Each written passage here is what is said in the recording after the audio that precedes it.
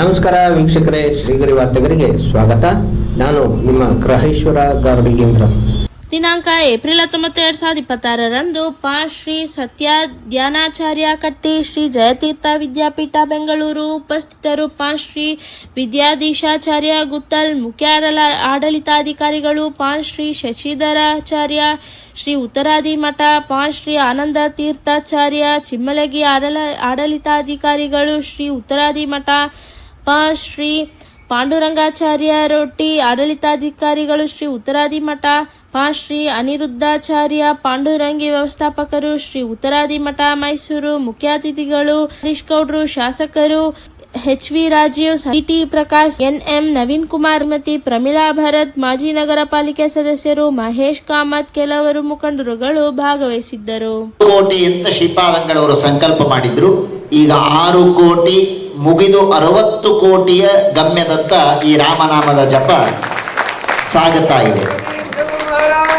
ಇದು ಶ್ರೀಪಾದಂಗಳವರು ಮಾಡಿದ ಸಂಕಲ್ಪ ಅಲ್ಲ, ರಾಮ ಭಕ್ತನಾದ ಆಂಜನೇಯ ಮಾಡಿದ ಸಂಕಲ್ಪ.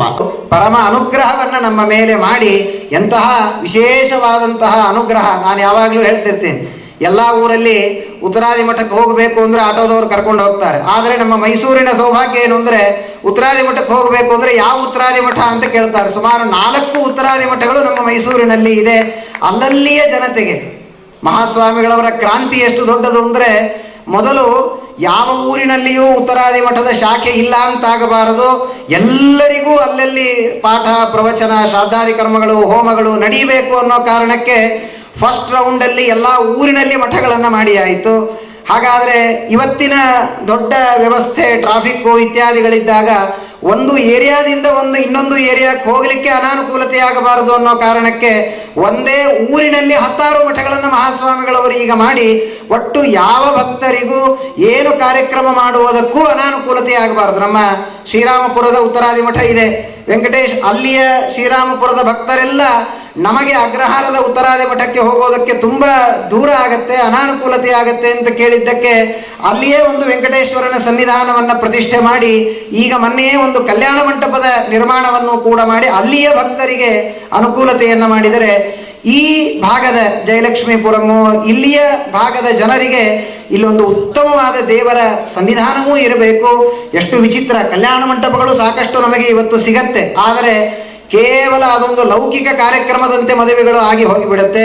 ಆದರೆ ಆಧ್ಯಾತ್ಮಿಕವಾದ ಕೇಂದ್ರದಲ್ಲಿ ಮುಖ್ಯ ಪ್ರಾಣದೇವರ ಸನ್ನಿಧಾನದಲ್ಲಿ ವಿವಾಹ ಉಪನಯನ ಇತ್ಯಾದಿಗಳಾದಾಗ ಆ ಒಂದು ವಿವಾಹ ಅದು ಕೊನೆಯವರೆಗೆ ಜಾಗೃತವಾಗಿ ಇರುತ್ತೆ ಎನ್ನುವ ಕಾರಣಕ್ಕಾಗಿ ಈ ಮುಖ್ಯ ಪ್ರಾಣದೇವರ ಸನ್ನಿಧಾನ ನಮ್ಮ ಅಗ್ರಹಾರದ ಉತ್ತರಾದಿ ಮಠವಂತೂ ಪ್ರಾಚೀನವಾಗಿತ್ತು, ಅದನ್ನೂ ನವೀಕರಿಸಿ ಮಹಾಸ್ವಾಮಿಗಳವರು ಕೊಟ್ಟಿದ್ದಾರೆ. ದೇವೇಂದ್ರ ತೀರ್ಥರು ಪ್ರತಿಷ್ಠೆ ಮಾಡಿದ ರಾಘವೇಂದ್ರ ಸ್ವಾಮಿಗಳವರ ಮಠ. ಹೀಗೆ ಅನೇಕ ಜನರಿಗೆ ಅನಿಸ್ತು, ಏನು ಇಷ್ಟೆಲ್ಲ ತಗೊಂಡ್ಬಿಟ್ಟಿದ್ದಾರೆ, ಬೇಕಾದಷ್ಟು ಅವರಿಗೇನು ಹಣ ಬರುತ್ತೆ ಅಂತ. ಇದು ಯಾವುದು ಹಣಕ್ಕೋಸ್ಕರ ಅಲ್ಲ, ಅದರ ಶ್ರಮ ಏನು ಅನ್ನೋದನ್ನು ನೀವು ಪ್ರಮೋದ್ ಅವರಿಗೆ ಕೇಳಿದರೆ ಗೊತ್ತಾಗತ್ತೆ. ಆದರೆ ಭಕ್ತರಿಗೆ ಅನುಕೂಲವಾಗಬೇಕು. ಯಾವ ಭಕ್ತರಿಗೂ ನಮ್ಮ ಬ್ರಾಹ್ಮಣ ಸಮಾಜ ತತ್ರಾಪಿ ಮಾಧ್ವ ಸಮಾಜದ ಒಂದು ದೊಡ್ಡ ಇವತ್ತಿನ ಅನುಕೂಲತೆ ಏನು ಅಂದರೆ, ನೀವು ಯಾವುದೇ ಊರಿಗೆ ಹೋದೆ ಶ್ರಾದ್ದಾದಿ ಕರ್ಮಗಳನ್ನು ಮಾಡುವುದಕ್ಕೆ ಒಂದು ಮಠಗಳು ಇವತ್ತು ನಮಗೆ ಅನುಕೂಲವಾಗಿ ಸಿಗತ್ತೆ. ಆ ಒಂದು ದೊಡ್ಡ ಕ್ರಾಂತಿಯನ್ನ ಪರಮ ಪೂಜ್ಯ ಮಹಾಸ್ವಾಮಿಗಳವರು ಎಲ್ಲ ಊರುಗಳಲ್ಲಿ ಮಾಡಿದ್ದಾರೆ. ಸತ್ಯ ಪ್ರಮೋದ ಕಲ್ಯಾಣ ಮಂಟಪದ ಉದ್ಘಾಟನೆ ಲೋಕಾರ್ಪಣೆಗೊಂಡಿದೆ. ಬಹಳ ವರ್ಷಗಳಿಂದ ಇಲ್ಲೊಂದು ಈ ರೀತಿಯಾದಂಥ ಕಟ್ಟಡ ಇತ್ತು. ಇದು ಸಾರ್ವಜನಿಕವಾಗಿ ಸದುಪಯೋಗ ಆಗೋಕ್ಕೆ ಅವಶ್ಯಕ ಇದೆ ಎನ್ನುವುದೇ ಯಾರಿಗೂ ಗೊತ್ತಿರಲಿಲ್ಲ. ಇದು ತುಂಬ ಒಳಭಾಗದಲ್ಲಿದ್ದರಿಂದ ನನಗೆ ಪ್ರಮೋದ್ರವರು ಒಮ್ಮೆ ಈ ದೇವಸ್ಥಾನಕ್ಕೆ ಕರ್ಕೊಂಡ್ಬಂದಾಗ 3-4 ಕಾರ್ಯಕ್ರಮಗಳಲ್ಲಿ ಈ ರೀತಿಯಾದಂಥ ಕೇಂದ್ರ ಪ್ರದೇಶದಲ್ಲಿ ಈ ಒಂದು ಕಟ್ಟಡ ಇದೆ ಅನಿಸ್ತು. ಅದನ್ನ ಉತ್ತರಾದಿ ಮಟ್ಟಕ್ಕೆ ಬಂದದ್ದು ಅತ್ಯಂತ ಸಂತೋಷದ ವಿಚಾರ ಮತ್ತು ಸದುಪಯೋಗ ಆಗುವಂತ, ಧಾರ್ಮಿಕವಾಗಿ ಆಧ್ಯಾತ್ಮಿಕವಾಗಿ ಸಾಮಾಜಿಕವಾಗಿ ಉಪಯೋಗ ಆಗಲಿಕ್ಕೆ ಒಂದು ಲಭ್ಯವಿರತಕ್ಕಂಥ ಒಂದು ಕಟ್ಟಡ ಆಗಿದೆ ಅನ್ನೋದು ನಮ್ಗೆ ತುಂಬಾ ಸಂತೋಷ ಕೊಡ್ತದೆ ಬಂಧುಗಳೇ. ಈ ಒಂದು ಸುಸಂದರ್ಭಕ್ಕಾಗಿ ನಾವೆಲ್ಲರೂ ಕೂಡ ಬಹಳಷ್ಟು ತಿಂಗಳುಗಳಿಂದ ದಿನಗಳಿಂದ ಕಾಯ್ತಿದ್ದು ಇವತ್ತು ಪೂರ್ಣ ಫಲ ನೀಡಿರ್ತಕ್ಕಂಥದ್ದು ಸಂದರ್ಭ ಬಹಳ ಸಂತೋಷ ಕೊಡ್ತಾ ಇದೆ. ಬಹಳ ಒಂದು ಸೇಫ್ಟಿ ಆಗಿರ್ಲಿಕ್ಕೆ ಕಾರಣ ಅಂದ್ರೆ ನಮ್ಮ ಸನಾತನ ಧರ್ಮ ಹಿಂದಿನ ದಿನದಿಂದ ಬಾಳಿಗೆ ಬಂದಂತ ಯಾಗ ಯಜ್ಞಗಳೇ ಮತ್ತು ಧರ್ಮ ಸಂಸ್ಕಾರಗಳಂತ ನಾನು ಖಂಡಾಘೋಷವಾಗಿ ಹೇಳಲಿಕ್ಕೆ ಇಷ್ಟಪಡ್ತಾ ಇದ್ದೇನೆ.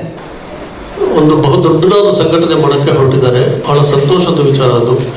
ಏಕೆಂತಂದರೆ 8ನೇ ಶತಮಾನದಲ್ಲಿ ನಮ್ಮ ಶಂಕರಾಚಾರ್ಯರು ಇದನ್ನು ಪುನರುಜ್ಜೀವನಗೊಳಿಸೋಕ್ಕೋಸ್ಕರ ಬಹಳ ಹೋರಾಡಿ ಸನಾತನ ಹಿಂದೂ ಧರ್ಮವನ್ನು ಉಳಿಸಿದರು. ಅವಾಗ ಬೇರೆ ಬೇರೆ ಮತದವರು, ಬೇರೆ ಬೇರೆ ಶಾಖಾ ಮಠದವರೆಲ್ಲ ಹಿಂದೂ ಧರ್ಮ, ಸನಾತನ ಹಿಂದೂ ಧರ್ಮ ಏನಿತ್ತು ಅದನ್ನು ನಶಿಸುವ ರೀತಿ ಮಾಡಿದರು. ಬೌದ್ಧ ಧರ್ಮ ಇರ್ಬೋದು, ಜೈನ ಧರ್ಮ ಇರ್ಬೋದು, ಶಾಕ್ತರ ಇರ್ಬೋದು, ಅದನ್ನು ಪುನರುಜ್ಜೀವನಗೊಳಿಸಿ ಒಂದು ಅಡಿಪಾಯ ಹಾಕ್ಬಿಟ್ಟು 4 ಆಮ್ನಾಯಗಳನ್ನು ಸ್ಥಾಪಿಸಿ ಹಿಂದೂ ಸಂಘಟನೆಯನ್ನು ಮಾಡೋದಕ್ಕೆ ಒಂದು ಭದ್ರವಾದ ಬುನಾದಿ ಹಾಕ್ಬಿಟ್ರು ಶಂಕರಾಚಾರ್ಯರು. ಇವತ್ತು ರಾಮ ಮಂತ್ರದ ಹೋಮ ಇಲ್ಲಿ ನಡೆದಿದೆ.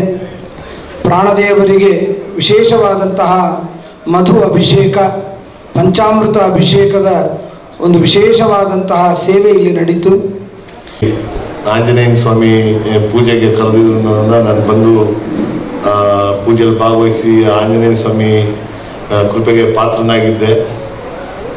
ಶ್ರೀರಾಮನ ಜಪವನ್ನು ಇವತ್ತು ಇಲ್ಲಿ ಮಾಡಬೇಕು ಅಂತ ಅಂದ್ಬಿಟ್ಟು ಹೇಳಿದಾಗ ನಿಜವಾಗ್ಲೂ ನನಗೆ ರೋಮಾಂಚನ ಆಯಿತು. ಈಗ ಗುರುಗಳು ವಿದ್ಯಾಧೀಶಾಚಾರ್ಯ ಗುತ್ತಲ್ ಅವರು ಜೈ ಶ್ರೀರಾಮ್ ಅಂತಂದಾಗ ನಾನು ಜೈ ಶ್ರೀರಾಮ್ ಅಂದೆ. ಜೈ ಶ್ರೀರಾಮ್, ಜೈ ಶ್ರೀರಾಮ್ ಅಂತ ಅನ್ನೋದು ಅದು ನಮ್ಮ ಪೂರ್ವರ ಕಾಲದಿಂದ ಇರುವಂಥದ್ದು. ಈಗ ಅದನ್ನು ರಾಜಕೀಯವಾಗಿ ಬೇರೆ ಬೇರೆ ರೀತಿ ಬಳಸ್ಕೊಳ್ಳುವಂಥದ್ದು ಆಯ್ತೈತೆ. ಅದು ಆಗಬಾರ್ದು. 1 ಕೋಟಿ ರೂಪಾಯಿಗೂ ಹೆಚ್ಚು ಖರ್ಚು ಮಾಡಿ ನಿರ್ಮಾಣ ಕಾರ್ಯ ಆಗಿದೆ. ತಮ್ಮ ಶಾಸಕರ ನಿಧಿಯಿಂದ ಮುಂದಿನ ದಿನಗಳಲ್ಲಿ ಇದಕ್ಕೆ ಅನುಕೂಲವಾದಂತಹ ಸಹಾಯನ ಮಾಡಿಕೊಡ್ಬೇಕು ಅಂತ ನಾನು ಎಲ್ಲ ಗುರುಗಳ ಪರವಾಗಿ ನಾನು ಮನವಿ ಮಾಡ್ತೇನೆ. ಬೇರೆ ಯಾವ ದೃಷ್ಟಿಯೂ ಕೂಡ ಇಲ್ಲ. ಗುರುಗಳು ಸಂಕಲ್ಪ ಮಾಡಿದ್ದಾರೆ, ಆ ಸಂಕಲ್ಪವನ್ನು ನಾನು ನಡೆಸಬೇಕು ಅಂತನ್ನುವಂತಹ ಒಂದೇ ಉದ್ದೇಶ, ಬೇರೆ ಯಾವ ಸ್ವಾರ್ಥವೂ ಕೂಡ ಆ ವ್ಯಕ್ತಿಯಲ್ಲಿ ಲವಲೇಶವೂ ಕೂಡ ಇಲ್ಲ ಅನ್ನೋದು ಇದರಿಂದ ಗೊತ್ತಾಗ್ತದೆ. ಒಂದು ವಿಷಯ ಹೇಳಬೇಕು. ಇವತ್ತು ನಾನೇನಾದರೂ ನಮ್ಮ ಮನೇಲಿ ನಾನು, ನಮ್ಮ ಅಮ್ಮ, ನನ್ನ ಹೆಂಡತಿ ಏನಾದ್ರು ರಾಮದೇವ್ರ ಪ್ರಸಾದ ತಗೋತಾ ಇದೀವಿ ತಿರ್ಗಾ ಉತ್ತರಾದಿ ಮಠದಿಂದ ಅಂದರೆ ಅದು ಅನಿರುದ್ಧಾಚಾರ್ಯ ಕಾರಣ. ಯಾಕೆ ಅಂದರೆ ನಾನು ಸಂತೆ ವಿಜ್ಞರಲ್ಲಿ ಇದ್ದೆ, ಸ್ವಾಮಿಗಳು ಕರೆದ್ರು, ಈಗೇನೋ ಅನಿವಾರ್ಯ ಕಾರಣದಿಂದ ಮಠ ಬಿಟ್ಟಿದ್ದೆ. ಏನು ಮಾಡ್ತಾ ಇದ್ದೀವಿ ಅಂದರು, ಏನೂ ಇಲ್ಲ ಅಂದರೆ ನಾಳೆಯಿಂದ ಪ್ರಾಣದೇವ್ರ ಗುಡಿಗೆ ಹೋಗುವಂಥ ಮಂತ್ರಾಕ್ಷತೆ ಕೊಟ್ಟರು. ಬಟ್ ಮೈಸೂರು ಜನ ಎಲ್ಲ ಯಾರೂ ಅವಾಗ ನನ್ನ ಮಾತಾಡಿಸ್ತಾ ಇರಲಿಲ್ಲ. ಬಟ್ ಅನಿರುದ್ಧಾಚಾರ್ಯ ಸ್ವಾಮಿಗಳಿಗೆ ಹೇಳಿ ಅವನು ಮಠ ನಡೆಸ್ತಾನೆ ಅಂತ ಹೇಳಿ ಸ್ವಾಮಿಗಳಿಂದ ಮಂತ್ರಾಕ್ಷತೆ ಕೊಡಿಸಿದ್ರು. ಮತ್ತೆ ಆಚಾರ್ಯಗಾಗಲಿ ಅವ್ರು ಹೇಳ್ತಾ ಇರ್ತಾರೆ, ಫೋನು ನಾವು ವಿಪರೀತ ಮಾಡಿ ಮಾಡಿ ಆಚಾರ್ಯ ಖಂಡಿತ ಬರಲೇಬೇಕು ಅಂತ. ಈಗ ಪಾಂಡುರಂಗಿ ಆಚಾರ್ಯ ಇವತ್ತು ಅವ್ರನ್ನೂ ನಾನು ನೆನೆಸ್ಕೋಬೇಕು. ಯಾಕಂದ್ರೆ ಭೂವೈಕುಂಠ, ನಾನು ಪ್ರತಿ ತಿಂಗಳು ತಿರುಪತಿಗೆ ಹೋಗ್ತಾ ಇದ್ದೆ. 6ನೇ ತಿಂಗಳು ತಿರುಪತಿಗೆ ಹೋದಾಗ ಅಲ್ಲಿಂದ ಫೋನ್ ಮಾಡಿದ್ರು, ಅನಿರುದ್ಧಾಚಾರ್ಯ ಅಲ್ಲೇ ಇದ್ರಲ್ಲ ಕೇಳಪ್ಪ ಅಂತ ಹೇಳಿದ್ರು. ಅವಾಗ ಅಲ್ಲಿ ಪಾಂಡುರಂಗಿ ಆಚಾರ್ಯ ಕೇಳಿದೆ. ಇಲ್ಲಿ ನೋಡಿದ್ರೆ ರವಿ ಸಾರು ಮೈಸೂರಲ್ಲಿದ್ರು, ಅವಾಗ ಫೋನ್ ಮಾಡಿ ಹೇಳಿದ್ರು. ಅವ್ರಿಗೂ ಧನ್ಯವಾದ ಹೇಳಬೇಕು. ಮತ್ತೆ ಸತ್ಯನಾರಾಯಣ ಕಟ್ಟಿ ಆಚಾರ್ಯರು ಹೇಳಿದ್ರು, ಏನಂದ್ರೆ ಅವತ್ತು ಅಷ್ಟೇ ಭೂಮಿ ಪೂಜೆ ಅಂತ ನಾವು ಮಾಡಿದಾಗ್ಲೂ ಅಷ್ಟೇ ತುಂಬಾ ಒತ್ತಡದ ಕಾರ್ಯಕ್ರಮ. ಹೇಗಿತ್ತು ಅಂದ್ರೆ ಬಂದು ಒಂದು ಅರ್ಧ ಗಂಟೆಲಿ ಮುಗಿಸಿ ಏನೋ ಆಗತ್ತಾ ಇದು ಅಂತ ಹೇಳಿದ್ರು. ಹೆಮ್ಮೆ ವಿಷಯ, ಅಕ್ಷಯ ತದಿಗೆ ಹಿಂದಿನ ದಿವಸನೇ ನಾವು ಭೂಮಿ ಪೂಜೆ ಅಂತ ಮಾಡಿದ್ವಿ. ಈಗ ಅಕ್ಷಯ ತದಿಗೆ ನಾಳೆ, ಇವತ್ತು 1 ವರ್ಷದಲ್ಲಿ ಅಂದ್ರೆ ಸ್ವಾಮಿಗಳನ್ನ ನಂಬಬೇಕು. ಸ್ವಾಮಿಗಳ ಮಂತ್ರಾಕ್ಷತೆ ಬಲ ಇದ್ರೆ ಏನಾರು ಆಗತ್ತೆ ಅನ್ನೋದಕ್ಕೆ. ಯಾಕಂದ್ರೆ ಈ ಚೌಟ್ರಿನೇ ಸಾಕ್ಷಿ. ಈ ಕಸವನ್ನು ರಸ ಮಾಡುವ ಅಂತ ಮಂತ್ರಾಕ್ಷತೆ ಬಲ ನಮ್ಮ ಸ್ವಾಮಿಗಳಲ್ಲಿದೆ. ಹಾಗಾಗಿ ಅದು ತುಂಬಾ ವಿಶೇಷ. ಮತ್ತೆ ಮುಂದಿನ ವಾರ್ತೆಗರಿಯಲ್ಲಿ ಭೇಟಿಯಾಗೋಣ. ಶ್ರೀಗರಿ, ನಿಮ್ಮ ಮನದಾಳದ ಗರಿ. ನಮಸ್ಕಾರ.